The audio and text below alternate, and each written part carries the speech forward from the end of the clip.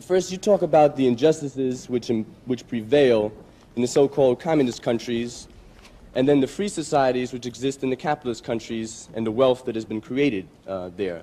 But you restrict your arguments to the Western European countries, the United States and Japan. What you fail to point out is that most of the countries in the world are capitalist. That is, the means of production are owned privately, or the accumulation of wealth is privately accumulated. Most of these countries have severely repressive governments, and most of them suffer from huge unemployment rates, hunger, and poverty. If we look at India as compared to China, which has twice as many people, and under its system, the Chinese system, has been able to achieve things for the masses of people which India could not even consider. The same thing goes... Would you come to your question, please? How about? Just two more points, because excuse me, I'd like a little bit of free speech myself. That's okay.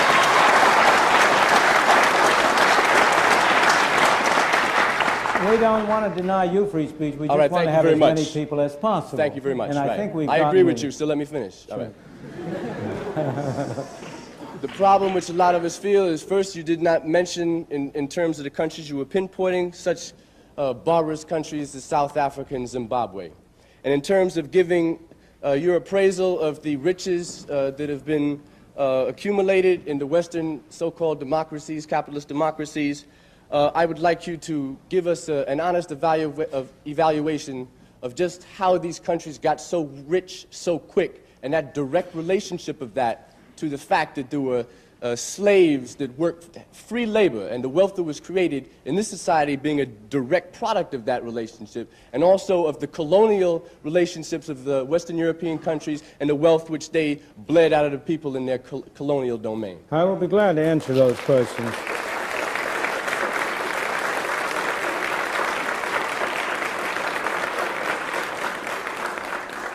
First of all, there's a sense in which every country in the world is capitalist. Soviet Union is capitalist. Every country in the world has large capital under control. And the real question is, of course, the organization whereby the capital is controlled. In the Soviet Union, it is controlled by the state or by officials of the state. In the second place, I have been talking for an hour. I would like to talk to you for 10 hours. In a full discussion, I would certainly agree with you that capitalism is not a sufficient condition for freedom. It's a necessary condition for freedom. I never said that wherever you had capitalism, you had freedom. I never said that. I never made that statement. I made the opposite statement. Wherever you had freedom, you had capitalism.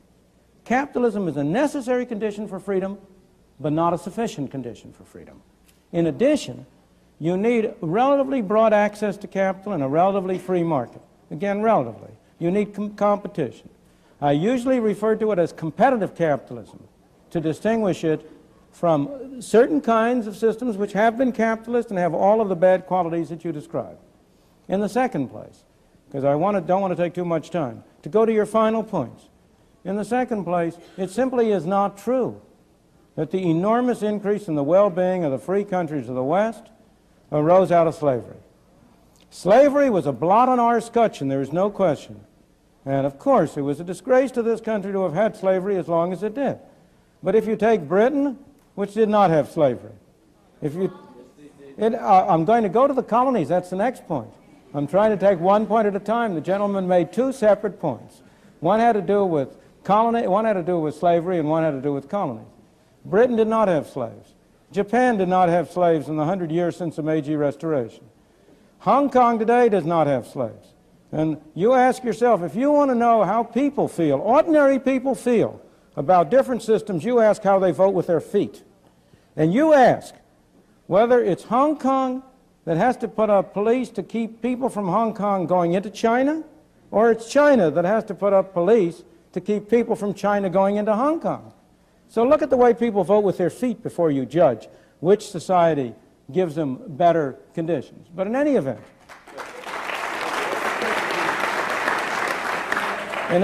let me go to the final point of colonies. In the first place, it's not true that the wealth or the benefits of the West derive from exploiting the colonies. The facts are against you. The reason why you say that is because it is so hard for people to get out of the notion that life is a zero-sum game. They think if one man benefits, another must lose. But in a free market, both people can benefit. Now, if you take the case of Africa, the wheel had not been invented in parts of Africa by the end of the 19th century.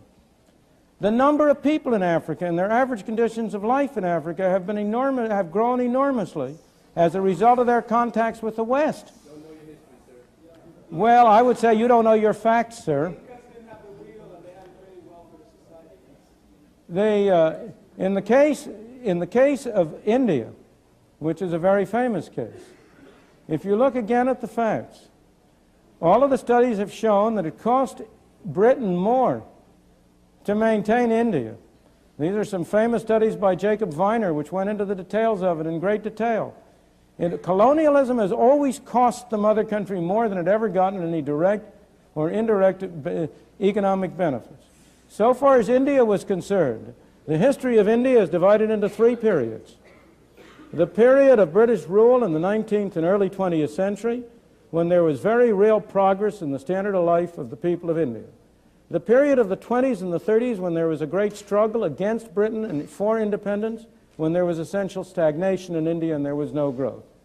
The period since the creation of independence in 1948, when you have had a highly centralized government, when unfortunately it was Harold Lasky and not Adam Smith, who was the most respected intellectual figure in India, when the Indian people have lost, not improved, when the average amount of food and so on has been going down, not up.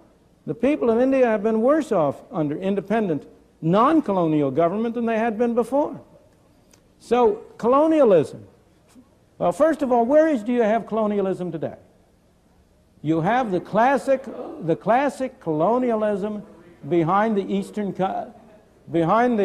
Iron Curtain. You have Russia, which is a master country. I mean, not the Union of Socialist Soviet Republics, but Russia, which is a master country with a great colony around it within the Soviet Union, in Poland, in Czechoslovakia, in Hungary. That's the great example today of your classic kind of colonialism. The United States, with trivial exceptions, has never been a colonial country. It did have Philippines. It had Philippines for a while. Cuba was not a colony of the United States. In any event, you need a sense of proportion. In the period between the revolution in 1776 and 1898, the U.S. had no colonies. And yet the U.S., that was a period of the greatest growth and the greatest economic development of the United States.